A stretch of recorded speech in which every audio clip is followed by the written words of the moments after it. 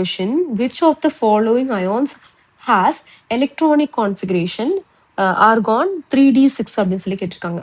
So இந்த argon நீங்க போடுறோம் அப்படின்னா என்னன்னா இது வந்து ஆர்கானோட எலக்ட்ரானிக் கான்ஃபிகரேஷன், அதாவது இன்னர் எலக்ட்ரானிக் கான்ஃபிகரேஷன் சொல்லிட்டு ஒன்று இருக்கு.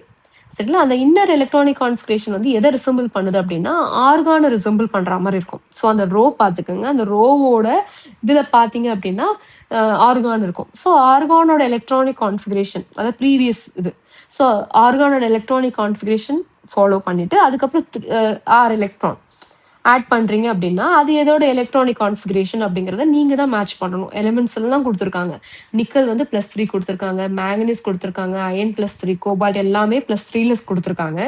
இது எப்படி சால்வ் பண்றதுன்னு பாருங்களேன். கிரவுண்ட் ஸ்டேட் கான்ஃபிகரேஷன், ஒவ்வொரு எலிமெண்டோட கிரவுண்ட் ஸ்டேட், அதாவது கிரவுண்ட் ஸ்டேட் அப்படின்னா எலக்ட்ரான்ஸ் எல்லாம் ரிமூவ் பண்ணாத போது இருக்க ஒரு ஸ்டேட் இருக்கு இல்லையா, ஸோ அதுதான் கிரவுண்ட் ஸ்டேட் அப்படின்னு சொல்றேன். ஸோ அப்போ எப்படி எலக்ட்ரானிக் கான்ஃபிகரேஷன் எழுதுவீங்க? 3d8 4s2 எழுதுவீங்க. ரைட்டா? நான் 3 4 போடல, d8s2 சிம்பிளா போட்டேன். சரிங்களா? d8s2. ஏன்னா நான் வந்து உங்களுக்கு வந்து முன்னாடி பேஜ்ல வந்து எலக்ட்ரானிக் கான்ஃபிகரேஷன் கொடுத்துருப்பேன் பாருங்க. ஸோ அதை நல்லா மனப்பாடம் பண்ணிக்கோங்க.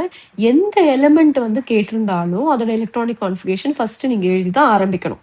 சரி, இந்த மாதிரி கொஸ்டின்ஸ்க்கு மேங்கனீஸ் பாருங்க d5s2, அயன் பார்த்தீங்க அப்படின்னா d6s2, கோபால்ட் d7s2. சரிங்களா? இது எல்லாத்துலேயுமே எலக்ட்ரான்ஸை வந்து ரிமூவ் பண்ணணும். எப்படி ரிமூவ் பண்ணுவீங்க அப்படின்னா எஸ்ல இருந்து எப்பவுமே எலக்ட்ரான்ஸை ரிமூவ் பண்ணிடலாம். ஏன்னா வந்து எஸ் வந்துட்டு அவுட்டர் ஷெல், சரிங்களா, அல்டிமேட் ஷெல்லுங்கிறனால இதுல இருந்து ஃபர்ஸ்ட் எலக்ட்ரானை ரிமூவ் பண்ணணும். அதுக்கப்புறம் தான் டீல வந்து எலக்ட்ரானை ரிமூவ் பண்ணணும். சரிங்களா? d7 கரெக்டா? அடுத்து பாருங்க, இதுல இருந்து 2 எலக்ட்ரான் ரிமூவ் பண்ணிட்டீங்க, இதுல இருந்து ஒரு எலக்ட்ரான் ரிமூவ் பண்ணிட்டீங்க அப்படின்னா மிச்சம் எவ்வளவு இருக்கும்? d4 இருக்கும். இதுல இருந்து 2, இதுல இருந்து 1, d5 வந்துடும். இது வந்து d6ன்னு வந்துடும். சரிங்களா? இதெல்லாம் +3 ஆக்சிடேஷன் ஸ்டேட்ல இருக்கும்போது அதோட எலக்ட்ரானிக் கான்ஃபிகரேஷன்ஸ். சரிங்களா?